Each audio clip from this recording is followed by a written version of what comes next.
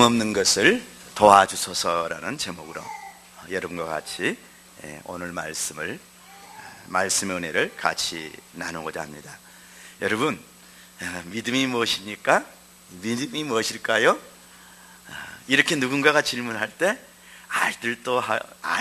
알뜰하면서도 또 그 실체가 잘 잡히지 않죠. 그렇죠? 믿음이란 과연 무엇일까? 믿음이란 과연 무엇일까? 어떻게 설명해야 되지? 믿음이 뭐지?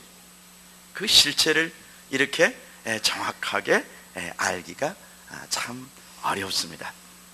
그런데 예수님께서 오늘 이 본문 말씀 가운데서 믿음이 얼마나 중요한지, 예수님의 한 시대를 보실 때 그 시대가 갖고 있는 믿음이 얼마나 중요한지 우리는 예수님의 그 탄식을 통해서 알 수가 있습니다. 19절에 보면은 대답하여 이르시되 믿음이 없는 세대여, 내가 얼마나 너희와 함께 있으며 얼마나 너희에게 참으리여 그를 내게로 데려오라 하시매. 믿음이 없는 세대를 이 패역한 세대라고 이렇게 말씀하시고 이렇게 탄식하고 계시는 것을 알 수가 있습니다. 예수님께서 지금 그 세대, 그 시대 모든 사람들에게서 보기를 원하시는 것이 믿음인데 그 믿음을 보실 수가 없는 겁니다. 이 상황 속에서 지금 예수님께서 보고 싶은 것이 믿음인데 그 믿음을 지금 보지 못하고 있는 것입니다. 그래서 이렇게 탄식하고 있는 것입니다. 믿음이 없는 세대여, 내가 얼마나 너희와 함께 있으며 얼마나 너희에게 참으리요.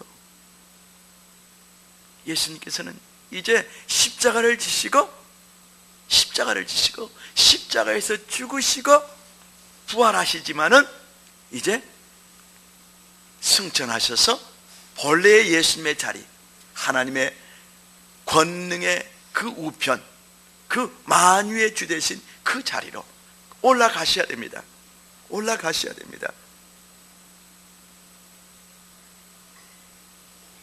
그런데 그러기 전에, 예수님이 부활 승천하시기 전에 이 시대 가운데서 예수님이 보기를 원하시는 것은 바로 믿음이 있는 제자들의 모습, 믿음이 있는 정말 종교 지도자들의 모습, 믿음이 있는 그 백성들의 모습, 믿음이 있는 모습을 보고 싶은 것입니다.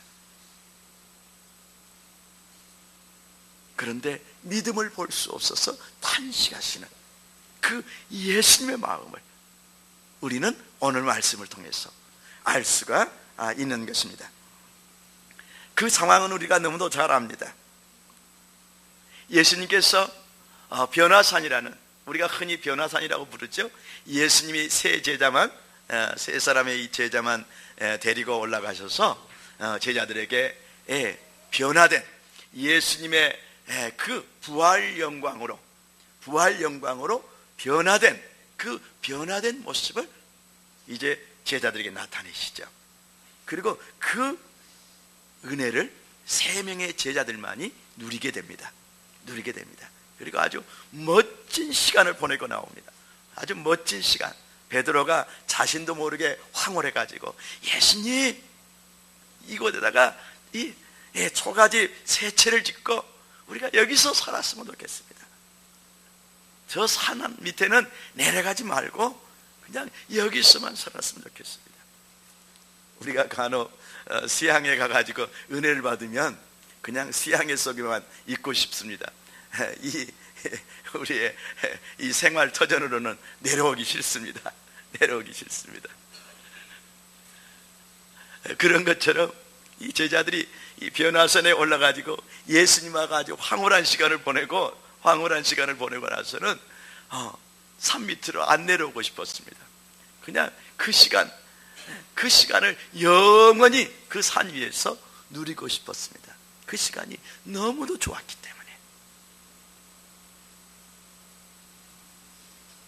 그 부활 영광의 모습으로 변화된, 그래서 모세와 엘리야와 함께 이렇게 대화하시는 그 예수님이 계시는 그 성령 충만한 세계, 그 하늘나라가 임해 있는 그 변화산의 꼭대기, 그 영적인 세계가 육으로 경험을 하는 것이죠. 영으로도 경험하고 육으로도 경험하고 지금 경험하고 있는 세계죠. 그런데 그 세계가 영으로뿐만 아니라 육으로도 너무 좋으니까 밑으로 내려오기를 원치 않았습니다. 그런데 예수님이 내려가자고 그러시죠. 그리고 구름이 이제 덮이면서 이제 정신이 바짝 들게 하죠. 그 황홀한 그런 영적인 분위기는 싹 사라지고 예수님이 본래 모습으로, 그 나사렛 예수의 모습으로, 인간 예수의 모습으로 다시 다 돌아오죠. 그리고 예수님이 세 제자를 데리고 이제 산 밑으로 내려오셨습니다. 이렇게 산 밑으로 내려왔을 때 그 상황이 지금 기록이 되어 있는 것입니다. 예수님과 세 명의 수제자가 이제 산 밑에 내려와서 제자들에게, 나머지 제자들에게 이르러 보니까 큰 무리가, 아주 많은 무리가 제자들을 둘러싸고 서기관들이 그 예수님, 그 9명의 제자들과 더불어 변론하고 있더라 그랬습니다. 그런데 상황인즉 말도 못하고 듣지도 못하는 귀신 들린 아이를 가진 아버지가 있었습니다. 그리고 이 귀신이 이 아이를 어떻게 괴롭혔냐고 그러면 불만 보면은 그냥 거꾸로 져서 그냥 경련을 일으키는 것입니다. 물만 보면은 거꾸로 져서 그냥 경련을 일으키는 것입니다. 그렇게 아이를 그렇게 비참하게 만들어 봅니다. 이런 아이를 둔 그 아버지의 마음이 얼마나 안타까웠겠습니까? 얼마나 괴로웠겠습니까? 그런데 예수님의 제자들이, 우리가 6장 말씀에 보면은 이 전도 여행을 합니다. 예수님께서 귀신을 제어할 수 있는 권능을 기름 부어 주셔가지고 전도 여행을 시킵니다. 6장, 마가복음 6장 7절에 보면은 12제자를 부르사 둘씩 보내시며 더러운 귀신을 제어하는 권능을 주시고 그랬습니다. 이 권능을, 귀신을 제어할 수 있는 권능의 기름 부으심을 부어주어서 이렇게 전도여행을 시킵니다. 그래가지고 이렇게 전도여행을 합니다. 12절과 13절 보면은 제자들이 나가서 회개하라 전파하고 많은 귀신을 쫓아내며 많은 병자에게 기름을 발라 고치더라. 수많은 귀신 들린 자들을 도와줬습니다. 이 귀신 들려서 어떤 문제를 가지고 있으면요, 그 귀신만 쫓아내면은요, 그 문제가 해결이 됩니다.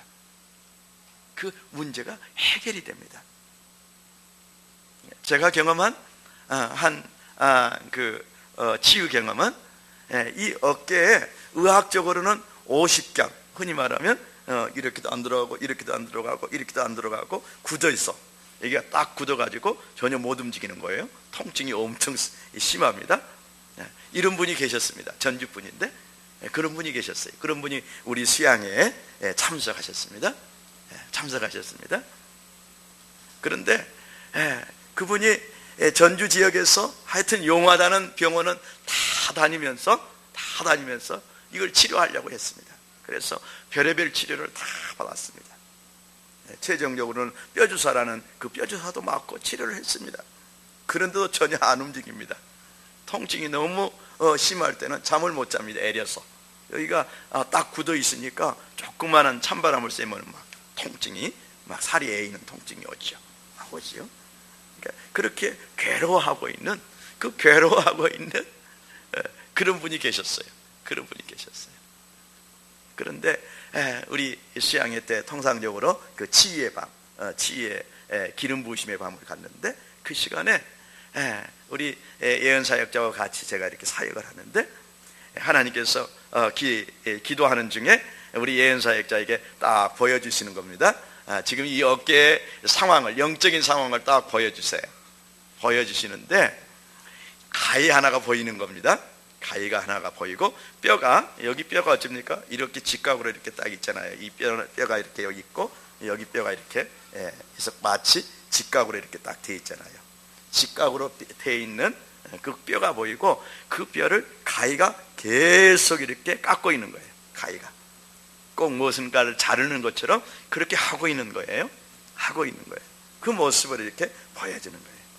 그때 저에게 성령께서 깨닫게 하신 것이 바로 쉽게 이제 사탄인데, 악한 영인데, 그 영의 이름을 가위 귀신이라고 붙일 수 있는 것입니다. 지금 이 가위 귀신이 바로 저 사람의 그 오십경이라고 의학적으로 진단할 수 있는 그 뼈를 계속해서 가위로 지금 뼈를 상하고 있는 상태다. 그걸 보여주시는 거예요. 그걸 보여주시는 거예요. 이렇게 사단이 저렇게 지금 역사하고 있구나. 그래서 저 사람이 그렇게 고생을 했구나. 수많은 의학적인 치료도 저렇게 치료가 아무런 효용이 없었구나. 그래서 즉시 축사를 했습니다. 가히 귀신아, 나사렛 예수 이름을 명한다. 가히 귀신아, 이 사람에게서 떠날지어다. 그 순간 그 가히 귀신이 즉시 떠났습니다. 즉시 떠나니까 그냥 돌아가고 통증도 없어지는 거예요. 통증도 없어지는 거예요. 통증도. 그러니까 영적인 문제가 있는, 영적인 그런 악한 영이 역사해가지고 어떤 병이 났을 때는 의학적인 노력이 안 돼요. 안 돼요. 의학적인 노력이 안 돼요. 그러니까 그런 경우에는 바로 그 영적인 영에서 성령의 하나님의 계시대로 다뤄야 되는 겁니다. 다뤄야 되는 겁니다. 그럼 간단하게 끝나는 겁니다. 어떤 사람은 폐암인데 영적으로 진단할 때는 그 등 뒤쪽에 꼭 조그만한 원숭이 같은 이 귀신이 딱 달라붙어 있는 거예요. 달라붙어 있는 거예요. 그것을 성령께서 이렇게 보여주신 거예요. 제가 경험한 건 아니고 다른 치유사역자의 간증인데, 그 간증을 들어보면 그러는 거예요. 그러는 거예요. 딱 뒤에 그 뒤등에 가서 딱 이 원숭이, 조그마한 원숭이 같은 귀신이 딱 달라붙어 있는 거예요. 그것이 폐암의 원인이에요. 폐암의 원인이에요. 우리 케네스 해긴 목사님의 간증인데, 그럴 때 하나님께서 즉시 예수의 이름으로 축사하도록 이렇게 가르쳐 주십니다. 그럴 때 예수의 이름으로 떠날지어다 하니까 그냥 거기서 이 등에서 그냥 땅으로 떨어져 가지고 도망치는 거예요. 그리고 병원에 가서 검사해 보세요. 폐암이 깨끗이 나섰어요. 병원에 가서 확인할 때 깨끗이 나섰어요. 알겠죠? 그래서 영적인 것은 바로 그렇게 영적으로 그런 악한 영의 문제를 해결할 때 바로 해결이 되는 것입니다. 해결이 되는 것입니다. 알겠죠? 그래서 많은 귀신을 쫓아내매 그랬죠? 이 많은 귀신을 쫓아낼 때 많은 병들이, 또 많은 어떤 괴로움들이, 어떤 사람들이 갖고 있는 많은 괴로움들이, 우리 인간이 갖고 있는 그런 많은 괴로움들이 사실은 마귀 때문에 오는 거예요. 내가 어찌할 수 없는 우울증이 있잖아요. 우울증 같은 것도 그 우울의 악한 영이 역사하는 경우가 상당수가 있습니다. 의학적으로 되게 잘 듣지 않는, 의학적인 어떤 치료에 반응하지 않는 것들은 그런 경우들이 상당수가 있습니다. 상당할 수 있습니다. 그럴 때 그 우울증을 일으키는 악한 영을 바로 축사해야만이 우울증이 낫는 거예요. 마음이 환해지는 것입니다. 환해지는 것입니다. 또 원치 않는 어떤 죄악된 삶으로 끌려다니는 그런 사람들, 그냥 원치 않는 어떤 중독 속에 이렇게 계속 빠져있는 사람들, 이런 사람들. 그래서 많은 귀신을 쫓아내며 많은 병자에게 또 기름을 발라 고치더라. 그래서 둘씩 제자들이 짝을 지어서 전도 여행을 했는데 아주 너무너무 신나는 전도여행을 한 것입니다. 뭐 그냥 복음 회개하라고 했을 때 사람들이 막 눈물을 흘리면서 막 회개하고 예수님을 영접하고요. 그리고 이제 성령의 이 기름 부으심대로 축사할 때 수많은 귀신들이 쫓아나면서 그냥 온전치 못한 사람들이 온전히 회복되고, 기름을 발라서 이렇게 병든 곳에 기름을 발라서 이게 병을 치료할 때 그 병들이 낫는 그런 놀라운 역사들이 일어났습니다. 이것을 많은 사람들이 알고 소문을 얼마나 내놨겠습니까?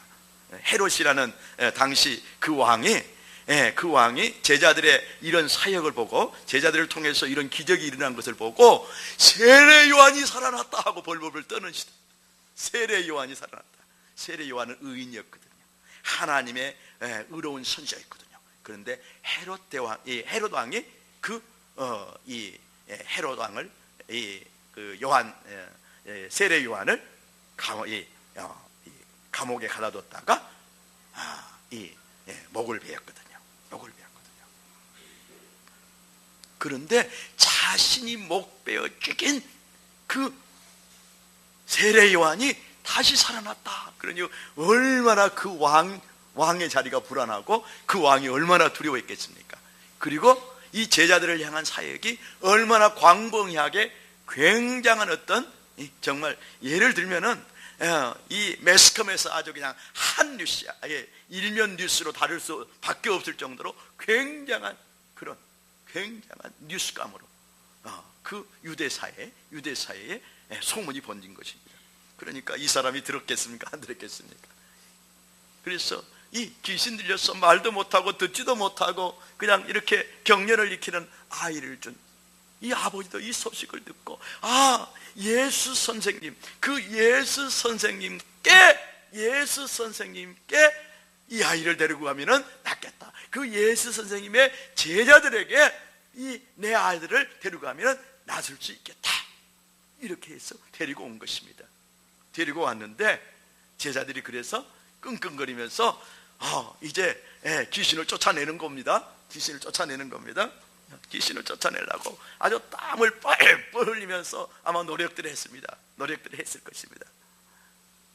예수님의 보혈을 찾기도 하고, 성령의 불도 불러듣기도 하고, 예수님의 보혈의 능력으로 떠날지도 하고, 예수의 이름으로 떠날지도 하기도 하고, 얼마나 했겠습니까? 그런데도 아무 일도 일어나지 않는 겁니다. 아무 일도 안 일어납니다. 그런 무기력한 모습을 보고 서기관들이 이 제자들과 변론을 한 거예요. 너희들이 과거에 귀신을 내어쫓고 그 병자들을 고친 것이 그때나 있었는 것이지, 무슨 지금 너희들이 지금도 너희들이 할 수 없지 않느냐, 이렇게 변론을 했을 수 있습니다. 너희에게 있는 능력이 정말 그 무엇냐? 아무것도 할 수 없는 무기력한 그 제자들의 아주 그 조롱하는 어떤 그런 변론들이 있었을 거예요. 이런 상황 속에 예수님께서 세 제자와 함께 그것에 온 것입니다. 예수님이 나타나니까 온 무리가 예수를 보고 매우 놀라며, 얼마나 예수님을 많이 기다렸다는 얘기죠. 제자들만 기다렸겠습니까? 온 사람들이 다 기다린 것입니다. 그때 한 사람이 달려와 문안하거늘 그랬습니다. 문안하거늘, 바로 이 아이의 아버지였습니다. 너희가 무엇을 그들과 변론하느냐? 무리 중 하나가 대답하되, 선생님, 말 못하게 귀신 들린 내 아들을 선생님께 데려왔나이다. 그런데 선생님이 안 계셔서 당신의 제자들에게 부탁했습니다. 그리고 제 아들은 이런 상황에 있었습니다. 귀신이 어디서든지 그를 사로잡으면 거꾸러져 거품을 흘리며 이를 갈며 그리고 파리해지는지라. 내가 선생님의 제자들에게 내쫓아달라 하였으나 그들이 능히 하지 못하다이다. 이렇게 그 아이의 아버지가 하소연을 한 것입니다. 이 대답을 듣고 예수님이 지금 탄식한 것이 바로 믿음이 없는 세대요 하고 탄식을 하신 겁니다.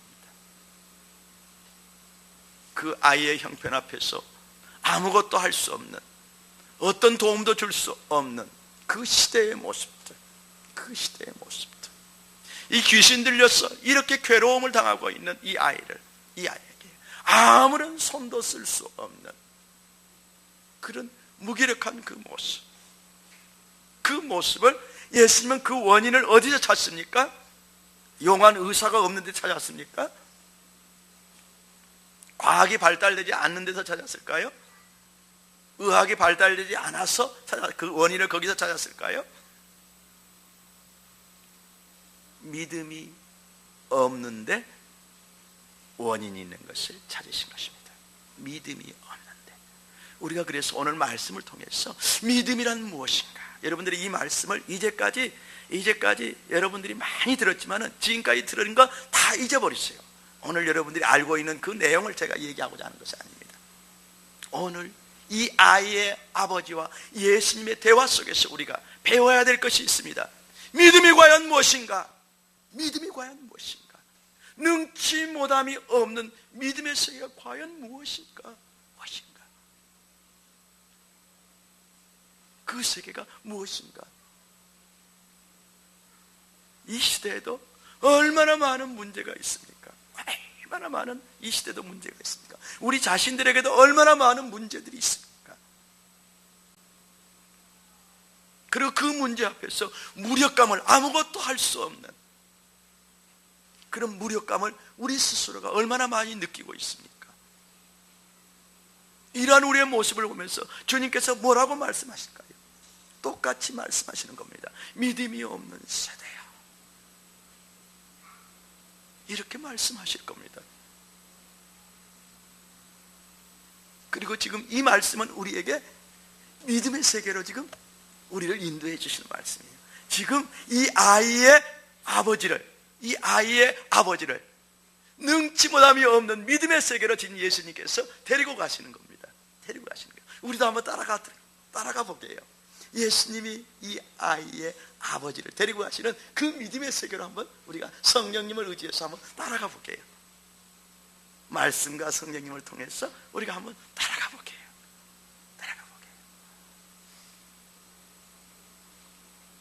예수님께서 그 아이를 내게 데려오라 그럽니다. 그래서 데리고 옵니다. 귀신이 예수를 보고 곧 그 아이로 심히 경련을 일으키게 하느니라. 이 귀신은 예수님이 하나님의 아들 메시아인 것을 보자마자 아는 겁니다. 보자마자 아는 것입니다. 사람들은 몰라도, 사람들은 저 사람이 진짜 하나님의 선지자이냐, 아니면 엘리야 같은 하나님의 선지자이냐, 아니면 그냥 훌륭한 이 바리새인 같은 훌륭한 납비 같은 선생님이냐, 아니면 혹시 진짜 하나님의 아들 메시아냐, 뭐 여러 가지 생각들을 하겠죠. 근데 다 긴가민가 하지요. 그런데 귀신은 너무나 귀신같이 알아보는 것입니다. 귀신같이 알아보신 거예요. 바라본 게 예수님이 하나님의 아들 메시아라는 것을 아는 겁니다. 하나님의 아들 메시아라는 것을 귀신은 알고 그냥 더 야단법석을 떠는 것입니다. 그래서 아이가 더 경련을 일으키게 되는 겁니다. 그가 땅에 엎드려져 구르며 거품을 흘리더라. 예수께서 그 아버지에게 물으시되 언제부터 이렇게 되었느냐? 어릴 때부터입니다. 그러니까 어릴 때부터 이런 삶을 살았으니까, 이런 고통을 당했으니까 이 아비와 어미의 마음이 얼마나 갈갈이 찢겼는가, 얼마나 비참한 상황 속에서 살아왔는가. 정말 살아도 산 것 같지가 않았을 것입니다. 살아도 산 것 같지가 않았을 것입니다.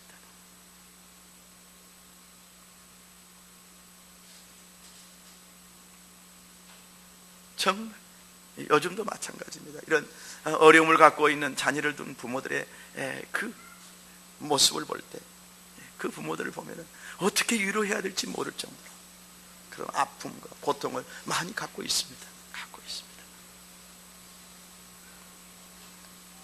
귀신이 그를 죽이려고 물과 불에 자주 던졌나이다.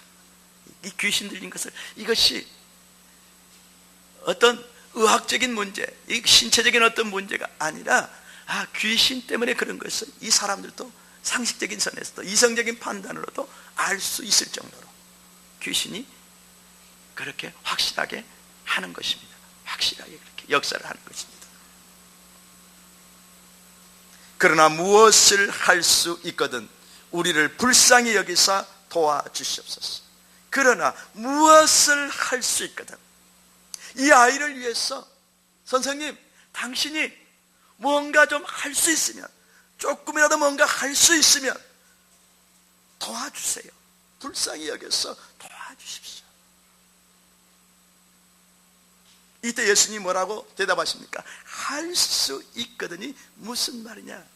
예수님의 이 말씀을 볼 때 이 아이의 아버지는 예수님을 100% 믿지 못하고 있는 것을 알 수가 있습니다. 100% 믿지 못하고 있는 것을 알 수 있습니다. 왜 100% 믿지 못했을까요? 여러분들이 이 상황에 있어 예수님을 바라봤을 때 이 예수님께 100% 믿을 수 있을까요?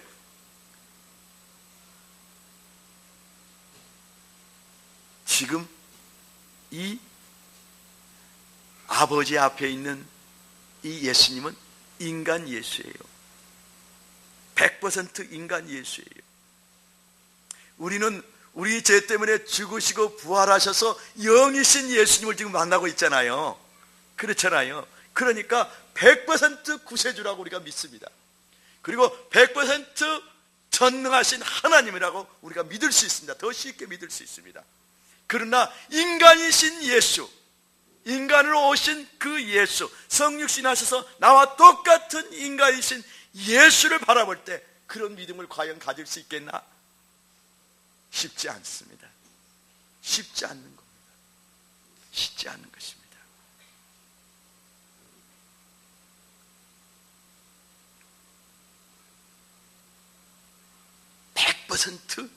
당신은 내 아들을 치료할 수 있습니다.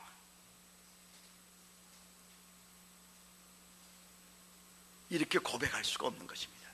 왜 그럴까요? 예수님이 정말 메시아라는 것, 하나님의 아들 메시아라는 것, 그리스도라는 것, 이걸 100% 확신할 수가 없는 것입니다. 이걸 100% 믿을 수가 없는 것입니다. 믿을 수가 없는 것입니다.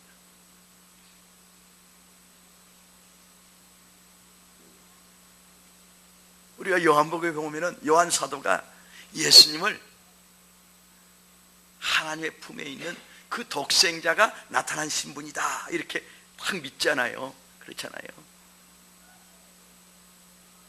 그분이 정말 태초에 성부 하나님과 말씀으로 함께 하셨던 하나님이라고 그렇게 믿잖아요. 그렇게 믿잖아요.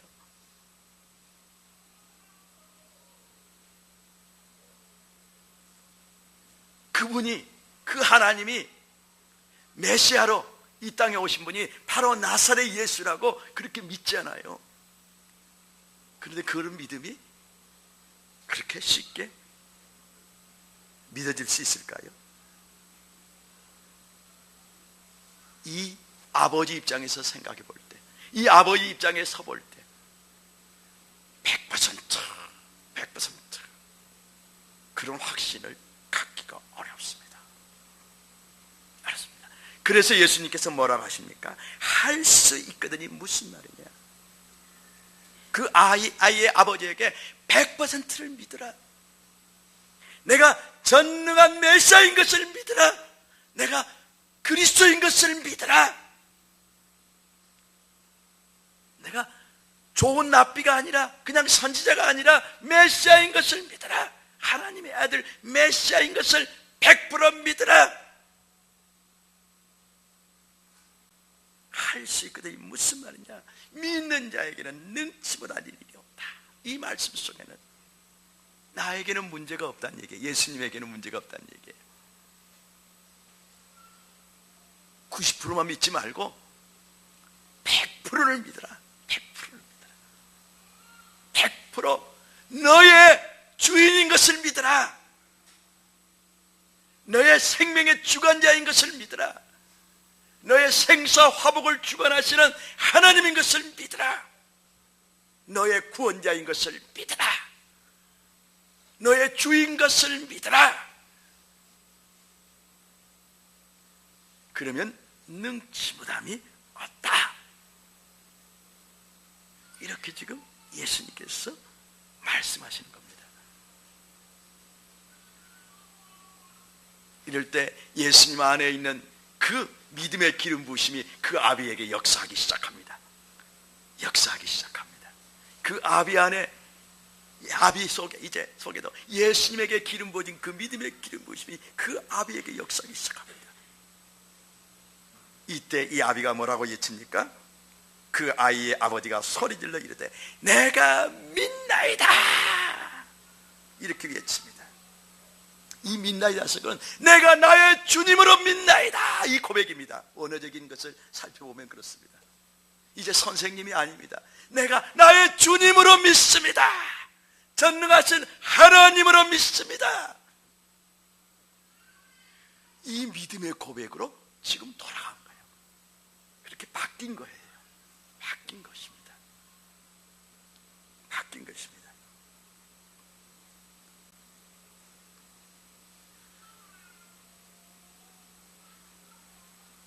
그러나 사실은 어떻습니까? 믿음이 막 믿어지는 것은 아니죠. 정말 이제 전능하신 하나님으로, 자신의 인생의 주인으로, 정말 메시아로, 그리스도로 믿기를 원하죠. 100% 믿기를 원합니다, 이 외침이죠. 그래서 어떻습니까? 나의 믿음 없는 것을 도와주시옵소서. 제가 당신을 정말 100% 온전히 그리스도로 믿게 도와주십시오. 도와주십시오. 이렇게 예수님께 무릎을 꿇은 것입니다. 예수님께 무릎을 꿇은 것입니다.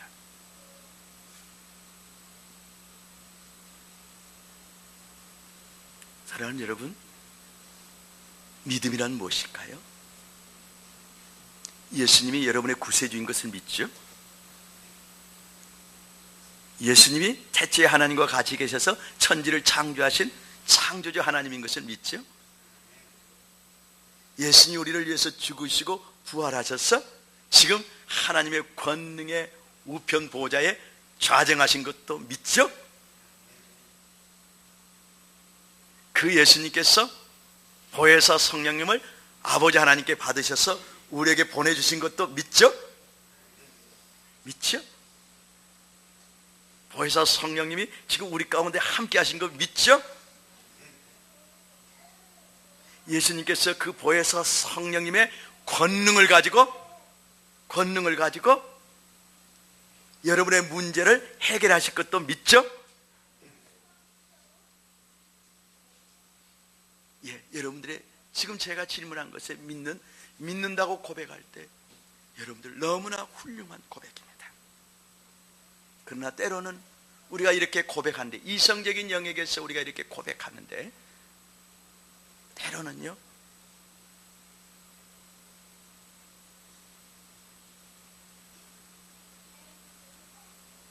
예수님을, 이 메시아이신 예수님을 믿는 것보다는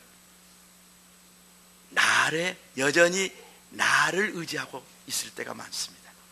나를 의지하고 있을 때가 많습니다. 자, 제자들의 모습을 볼까요? 제자들이 지금 우리가 그때 예수님을 통해서 기름 부음 받은 그 축사의 기름 부으심과 병 고침의 기름 부으심과 전도의 기름 부으심을 가지고 나가서 순종했을 때 정말 우리가 대단한 역사를 이뤘잖아. 그 경험했던 굉장한 이 역사 사역을 했던 그 경험을 가지고 이 아이를 지금 돕고자 했습니다. 그런데 믿음으로 하고 있는 것처럼 보이지만 사실은 믿음으로 하고 있지를 않는 것입니다. 자신들의 경험을 의지하고 있는 것입니다. 우리가 과거에 이렇게 하니까 됐어. 우리가 과거에 이렇게 했을 때 귀신이 쫓겨나갔어. 자신들의 과거의 그 경험을 의지해서 이 아이를 지금 돕고자 하는 것입니다. 지금 이 아이를 돕는 가운데서 그들이 하나님을 지금 바라보고 있지 않다는 얘기예요. 하나님을 바라보고 있지 않다는 얘기예요. 알겠습니까? 전능하신 하나님을, 예수님이 그렇게 바라보시는 전능하신 하나님을 바라보고 있지 않다는 얘기예요. 바라보고 있지 않다는 얘기예요. 자신들의 경험을 지금 의지하고 있다는 것이에요. 자신들의 힘으로 뭔가 해보려고 하고 있다는 얘기예요. 기적의 주인공은 누구십니까? 예수 그리스도이십니다. 주님이 하시는 것입니다. 주님이 하시는 것입니다. 자, 우리는 때로는 내 금식하고 내 금식 기도가 기적을 일으킬 거야, 이렇게 내 금식 기도를 의지할 때가 있습니다. 과거에 저는 참 많이 그런 그 율법주의적인 그런 사고방식, 그 신앙생활을 참 많이 했던 사람입니다. 그리고 어떤 응답을 받고자 할 때 내 기도가, 이 기도 행위를 내가 이 작정을 했어, 얼마 동안 하면은 이 기도 때문에 하나님이 응답해 주실 것으로 그렇게 생각을 했습니다. 근데 믿음 같은데 믿음이 아닙니다. 믿음 같은데 믿음이 아니에요. 여러분 잘 이해하세요? 잘 이해하세요? 잘 이해하세요? 그 기도를 통해서 우리가 주님을 바라볼 때, 정말 주님을 100% 기적을 행하실 주님으로 바라볼 때, 믿어드릴 때, 그 주님이 하시는 것이에요. 내 기도가 하는 것이 아니에요. 여러분들이 혹가는요, 이 성령 사역을 하는 사역자들이 무엇을 해줄 것처럼 그 사역자들을 바라볼 때가 있습니다. 그것도 사람을 바라볼 것입니다. 사람을 바라보고 사람을 의지하는 것입니다. 사역자가 하는 것이 아니에요. 바로 나를 위해서 죽으시고 부활하셔서 지금도 살아서 성령으로 역사하시는 주님이 하시는 겁니다. 주님이 하시는 거예요. 주님이 하시는 거예요. 우리의 기도가 하는 것이 아니고, 금식 기도도 마찬가지예요. 금식 기도 자체가 기적을 행하는 것이 아닙니다. 하는 것입니다.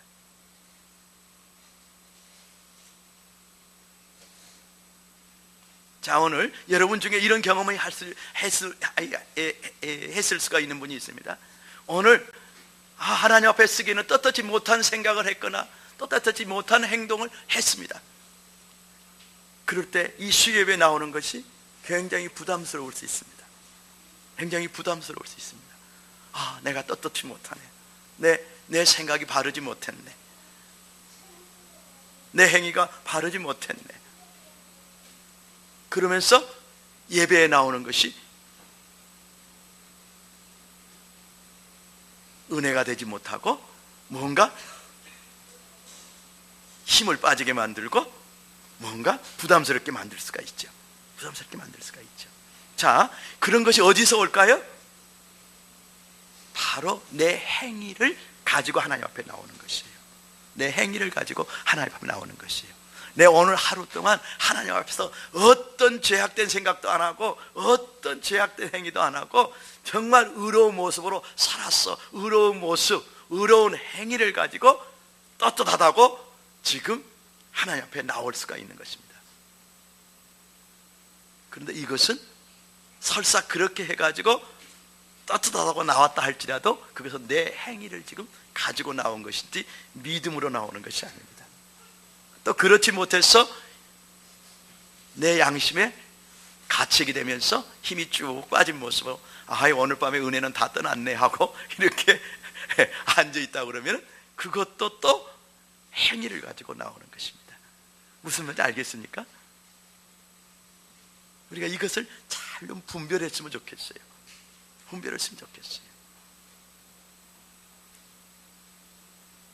우리가 믿음으로 나온다는 것은 무엇일까요? 오늘 우리가 부끄러운 생각을 했습니다. 또 부끄러운 짓을 했습니다. 했는데 할 수밖에 없는 내 연약한 있는 모습 그대로를 주님 앞에 가지고 나서 주님, 제가 오늘 또 주님의 십자가에서 흘리신 보혈을 의지하지 않으면 저는 오늘 또 이렇게 부끄러운 자입니다. 수치스러운 자입니다. 정말 죄인일 수밖에 없습니다. 그러면서 십자가를 바라보는 그것으로 나오는 것이 믿음입니다. 그것으로 자유함을 얻고 나오는 것이 믿음입니다. 아멘. 아멘. 예수님의 십자가에 그 흘리신 보혈을 바라봄으로 결코 정죄함이 없는 은혜 입은 자로 이곳에 나와 있는 것이 바로 믿음입니다. 의로운 행위로 나온 것도 아니고 또 부끄러운 행위를 했기 때문에 부끄러운 모습으로 얼굴을 들고 하나님을 바라보지 못하고 죄책감에 쌓여있는 모습으로 이 자리에 있는 그것도 믿음이 아닌 것입니다. 행위로 나오고자 하는 것입니다. 내 행위를 바르게 하고자 하는 것입니다.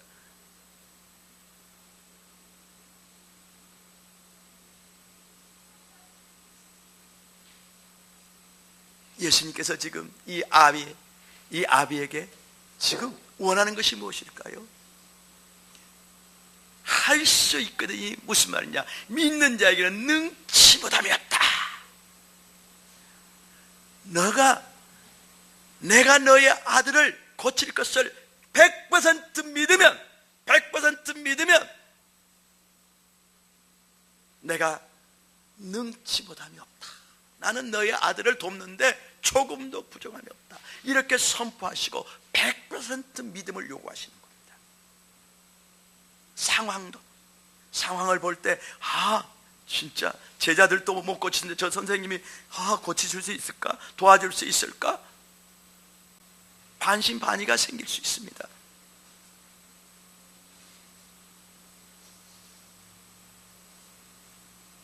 그런데 그 아이의 상황도 바라보지 못하고 바라보지 말고, 그리고 제자들을, 그 아이를 돕지 못했던 예수님의 제자들도 바라보지 말고, 믿음 없는 그 세대도 바라보지 말고, 믿음 없는 자신의 모습까지도 부인하고, 지금 메시아로 자신 앞에 서 있는 하나님의 아들 예수 그리스도, 전능자이신 예수 그리스도를 100% 바라보라, 그리고 믿으라. 지금 이렇게 요구하고 있는 것입니다. 이렇게 요구하고 있는 것입니다. 자, 여러분, 믿음이란 무엇일까요? 히브리서 11장 2절 말씀 우리 같이 한번 찾아서 보겠습니다. 이 말씀은 너무도 중요한 말씀입니다. 히브리서 12장 2절 말씀입니다.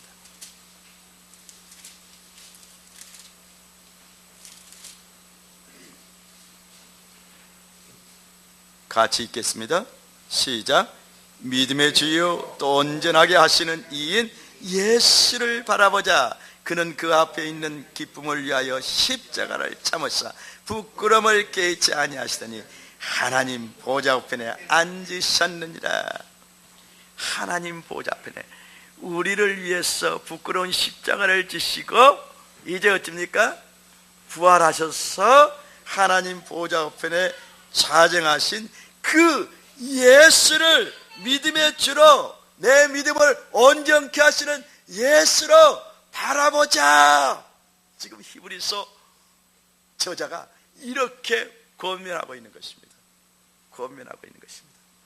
여러분, 이 말씀은 우리가 믿음을 갖는 과정 속에서 이 말씀은 우리에게 너무너무 중요합니다. 지금 여러분이 앉아있는 그곳에서 예수님의 보좌 앞으로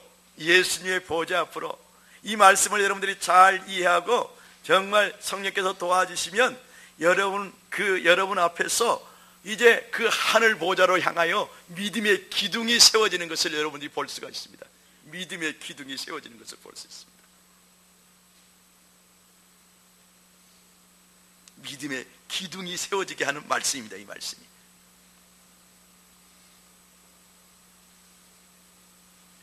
믿음이란 무엇일까요? 바로 하나님 보좌 우편에 좌정하신 믿음의 주님을 바라보는 것입니다. 나의 구세주로 바라보는 것입니다. 나의 선한 목자로 바라보시는 겁니다. 나의 주님으로 바라보는 것입니다. 나의 왕으로 바라보는 것입니다. 전능하신 하나님으로 바라보는 것입니다. 내 안에 믿음을 장시하시고 내 믿음을 온전케 가시는 100% 믿게 100% 하나님을 믿을 수 있는, 주님을 믿을 수 있는 그 믿음으로 온전케 가시는 주님인 것을 바로 그 주님을 바라보는 것입니다. 내 믿음을 온전케 가시는 그 예수를 바라보는 것입니다. 여러분이 믿음을 장시하는 게 아닙니다. 우리가 하는 것은 무엇입니까? 바라보는 것입니다. 믿음의 주님을 바라보는 것입니다. 지금 이 아버지가 하는 것이 나사렛 예수, 눈에 보이는 이 나사렛 예수가 그냥 선생이나 랍비나 그리고 하나님의 선지자나 그게 아니라 전능하신 하나님의 아들 메시아인 것을 바라보는 것입니다. 바라보는 것입니다. 전능자라고 바라보고 전능자라고 믿는 것을 말합니다. 고백하는 것을 말합니다.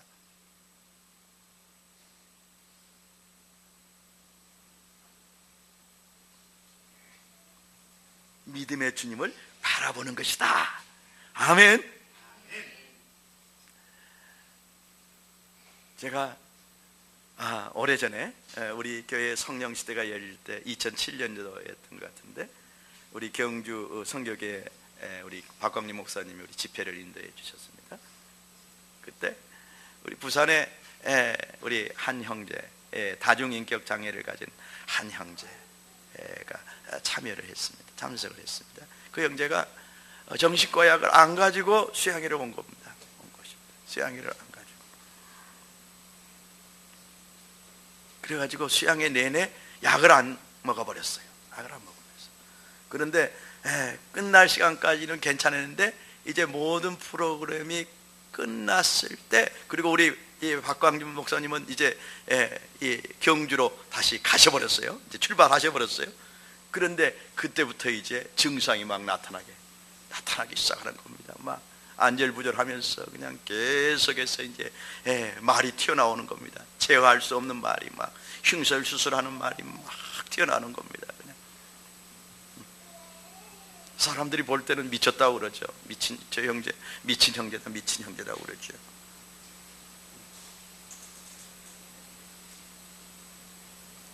근데 저도 그때 믿음이 그렇게 강한 사람이 아니었기 때문에 그 자리에서 도와줄 수가 없었습니다.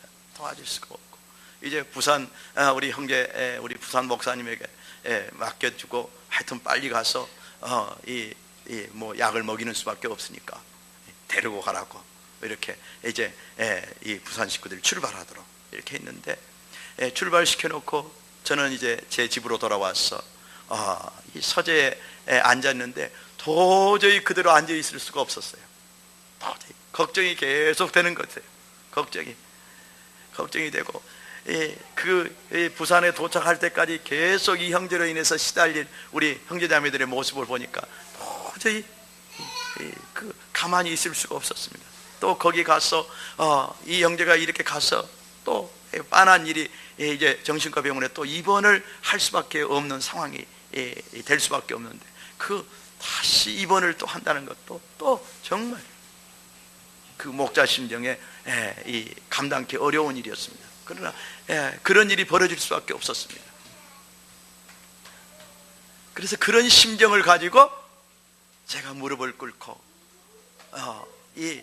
아무것도 염려하지 말라. 모든 일에 기도와 간구로 감사함으로 아뢰라. 그러면 모든 지각에 뛰어난 하나님의 평강이 예수 그리스도 안에서 너의 마음과 생각을 지키시라 하는 그 말씀을 붙들고 믿음의 주님, 히브리서 12장 2절에 이 믿음의 주님을 바라보기 시작했습니다. 마치 그럴 때 믿음의 기둥이 그 예수님의 보좌를 향해서 세워진 것 같았습니다. 그래서 염려하지 말라 했으니까 염려하지 말고 감사함으로 기도하라 했으니까 감사하는 마음으로 이미 고쳐주실 것을 믿고 도와주실 것을 믿고 기도를 하기 시작했습니다. 그래서 계속해서 이제 염려를 버리고 계속 그 말씀을 붙들고 계속 한 30분을 기도를 했습니다. 그때 한참 기도하니까 하나님께서 한 환상을 보여주시는데, 우리 부산 식구들이 타고 있는 그 차 속에, 봉고차 속에 예수님이 타 계시는 것을 보게 해주셨어요. 예수님이 타 계시는 것을. 그리고 그 형제 옆에 우리 예수님이 딱 앉아 계시는 것을 보게 해주셨어요. 아, 응답하셨구나. 아, 응답받았구나. 하나님이, 예수님이 응답하셨구나. 그때부터는 이제 기도가 아니라, 이제 그 믿음의 기둥이 아니라 예배의 기둥이 세워졌습니다. 그래서 그 자리에 그대로 무릎을 꿇고, 이 형제를, 내 기도를 받으셔서 이 형제를 정말 도와주신 하나님을 찬양하기 시작했습니다.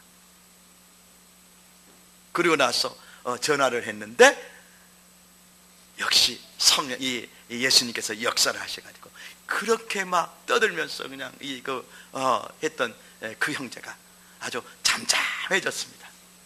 잠잠해졌습니다. 그래가지고 부산에 가는 데까지 아주 잠잠하게 갔습니다. 잠잠하게 가서, 그리고 입원할 필요도 없었습니다. 지금도 완전히는 치유 안 했지만 지금은 직업학교도 가서 졸업을 하고, 지금은 취업도 해서 올해 총가는 저한테 전화를 했습니다. 목사님, 저 직장에 취업했습니다. 직장에 취업했습니다.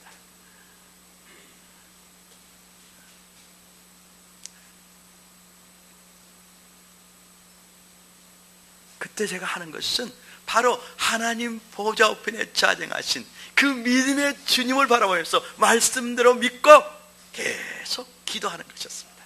그 주님이 이 상황에 개입하셔서 도와줄 것을 계속 기도했을 때, 한 30분 정도 기도했을 때 하나님께서 그렇게 역사를 하신 것입니다. 아멘. 믿음은 우리 어렵게 생각하지 맙시다. 바로 우리를 위해서 죽으시고 부활하셔서 하나님 보좌 우편에 자정하신 예수, 믿음의 주이신 예수를 바라보는 것이다. 아멘. 여러분이 갖고 있는 상황이 무엇이든 간에, 여러분이 갖고 있는 상황이 이 아비의 그 아들과 같은 상황입니까? 더 절망적인 상황이 있습니까? 아마 여기에 있는 분들은 없는 것 같아요. 물론 우리 중에 우리 한 성도님은 지금 아주 그 대장암이 뱃속에도 퍼져 있고 이 폐까지도 퍼져 있어서 지금 굉장한 그런 지금 싸움을 싸우고 있습니다. 믿음의 싸움을 싸우고 있다. 그러나 그분께 하나님께서 믿음을 부어주셔서 이미 승리하신 그런 믿음을 주셔서 지금 암과 잘 싸워서 이기고 새벽 예배도 나오시고 주일 예배도 참석하시고 항암 치료 받고 계시지만은 지금 그렇게 병을 이겨가고 계십니다. 이겨가고 계십니다. 우리가 그 상황을 바라보고 하나님을 믿지 못하는 것이 아니라, 어떤 상황이든 간에 전능하신 하나님이, 전능하신 우리 주님이 역사하시면 상황은 끝이 나는 것입니다. 해결이 되는 것입니다. 그래서 우리가 믿음의 주님을 바라보며 그 믿음의 주님을 향해서 나의 구세주자고, 나의 전능하신 하나님이라고, 나의 치료자라고, 나의 기도를 응답하시는 분이라고, 그리고 나의 문제를 해결해 주시는 분이라고 100% 믿어드리는 것이 바로 믿음이다. 말씀대로 믿어드리는 것이 믿음이다. 그럴 때 이제 여러분의 속사랑 가운데 충만히 임재해 있는 성령님이 여러분의 생각과 마음의 영역에 이제 생명으로 살아서 역동하는 그런 생명으로 역사하셔서 어쩝니까? 평강을 주시고 믿음의 확신을 주시고 이제 응답에 대한 확신을 주시고 역사하기 시작하는 겁니다.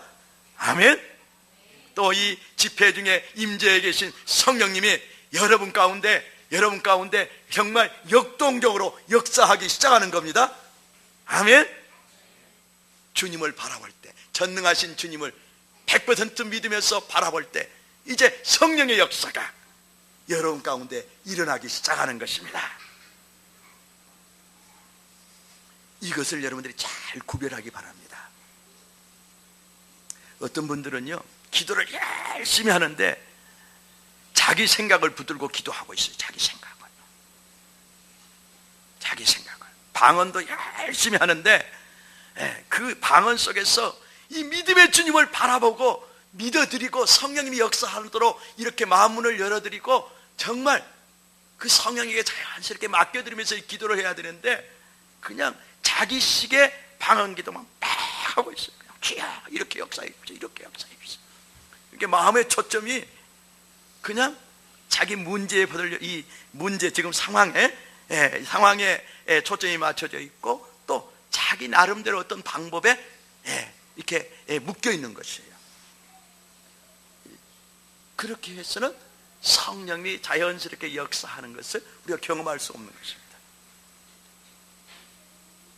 방언 기도를 하든 여러분의 말로 기도를 하든 간에 이 믿음의 주님을 바라보면서, 전능하신 믿음의 주님을 바라보면서 그 주님이 성령님을 통해서 여러분 가슴 속에, 여러분의 육체 속에, 여러분의 환경 속에 역사하시도록 맡겨드리는 것이 굉장히 중요합니다. 그리고 그 성령님을 따라가는 것이 굉장히 중요합니다. 따라가는 것입니다. 이것을 이해했으면 정말 좋겠습니다. 아멘. 이것을 이해했으면 이게 맡기는 것이에요. 이게 맡기는 것이에요.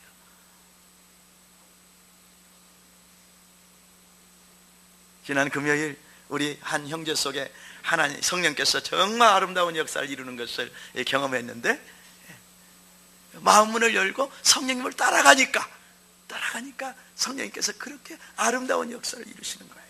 아름다운 역사를 이루시는 거예요. 정말 아름다운 내면의 역사, 또 치유의 역사, 이걸 이루시는 겁니다.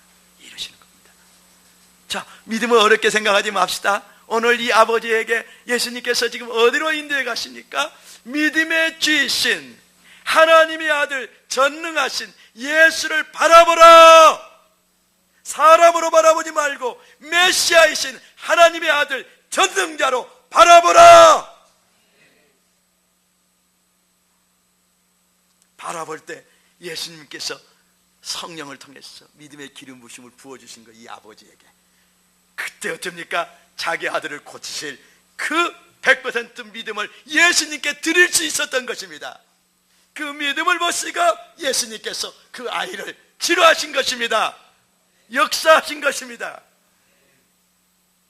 물론 예수님은 때로는 예외적인 상황 속에서 믿음을, 우리가 이 100% 완전한 믿음을 안 드려도 예수님께서 주권적으로 고쳐질 수도 있습니다. 그러면서 당신이 어떤 분인가를 미리 드러내실 수도 있습니다. 우리의 믿음을 도와가실 수 있습니다. 우리 수준을 아시니까. 그러나 일반적인 원칙은 예수님을 이제 인간이 아니라, 납비가 아니라, 그냥 하나님의 한 선지자가 아니라 하나님의 아들 그리스도, 하나님 완전한 치유자, 문제 해결자, 전능자, 나를 도와주시면 내 기도에 100% 응답하시는 하나님으로 바라보기를 원하십니다. 그럴 때 여러분 안에 성령께서 그 바라보는 믿음을 보시고 여러분 안에 믿어지게 하는 것입니다. 믿어지게 하는 것입니다. 평강으로 임하게 하시고, 또 어떤 성령의 어떤 뜨거운 어떤 기운들이 여러분 가운데 일어나기도 하시고, 또 어떤 분은 이 고관절이 많이 아프셨는데 그냥 아프서 애려서 막 이렇게 앉았다 이렇게 섰다 할 수도 없어요. 그런데 한순간 그냥 냉기 같은 것이 양 다리에서 쫙 빠져나가는 거예요. 냉기 같은 것이 쫙 양쪽 발에서 빠져나가는 거예요. 그리고는 자유스러워지는 거예요. 이제 앉았다 섰다를 자유스럽게 할 수 있는 거예요. 그 신체에 성령께서 그렇게 역사하는 것, 성령의 권능이 풀어지는 것, 이런 것들이 그렇게 경험할 수 있는 것입니다. 아멘. 여러분의 실제 삶을 변화시키는 성령의 역사가 바로 믿음의 주이신 예수님을 정말 바라보면서 완전한 나의 구세주로, 완전한 나의 치유자로, 나의 문제 해결자로, 전능하신 하나님으로, 나의 기도에 응답하신 분으로 바라볼 때 여러분 기적을 경험할 수 있는 믿음이 성령께서 성령으로부터 그 믿음이 기름 부어진다는 것을 믿으시기 바랍니다. 오늘 이 밤에 그러한 기름 부으심, 그런 믿음의 기름 부으심이 여러분 가운데 충만히 임하시기를 주의 이름으로 축원합니다. 24절 말씀 읽고 마치겠습니다.